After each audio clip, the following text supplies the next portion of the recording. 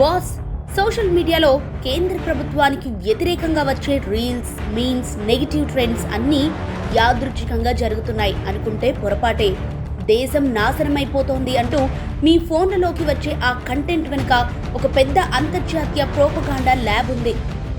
మన దేశాన్ని అంతర్గతంగా విచ్ఛిన్నం చేయడానికి తెర వెనుక నడుస్తున్న కాక్రోచ్ జనతా నెట్వర్క్, దాని వెనుక దాగున్న గ్లోబల్ టూల్ కిట్ అసలు బండారం ఇది.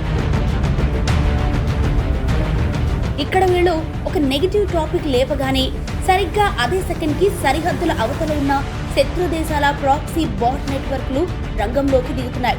సైబర్ ట్రాకింగ్లో తేలింది ఏంటంటే ఈ నెగిటివ్ ట్రెండ్స్ నడుపుతున్న అకౌంట్లలో దాదాపు 40% నుంచి 65% పైగా పాకిస్తాన్, కెనడా, టర్కీ లాంటి దేశాల నుంచే ఆపరేట్ అవుతున్నాయి.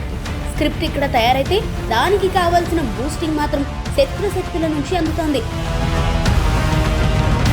ఈ డిజిటల్ మాఫియా ముఖ్యంగా 15 సెకండ్ల ఇన్స్టెంట్ ఎమోషన్ కోరుకుని జెన్జీ యువతని టార్గెట్ చేసింది.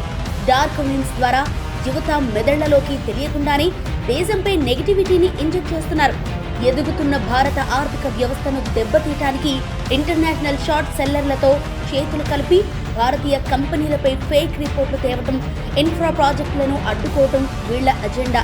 ఇక అత్యంత దారుణం ఏంటంటే ఈ ఆమ్ ఆద్మీ నాయకత్వంపై గతంలో అమెరికా, కెనడా, యుఏఈల నుంచి రూల్స్ ఉల్లంఘించి విదేశీ నిధులు సేకరించారంటూ ఎన్ఫోర్స్మెంట్ డైరెక్టరేట్ దర్యాప్తులో ఆరోపణలు వచ్చాయి.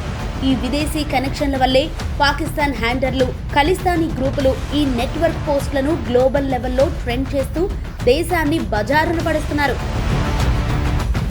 బాస్, ఒక్కసారి దేశభక్తితో ఆలోచించండి.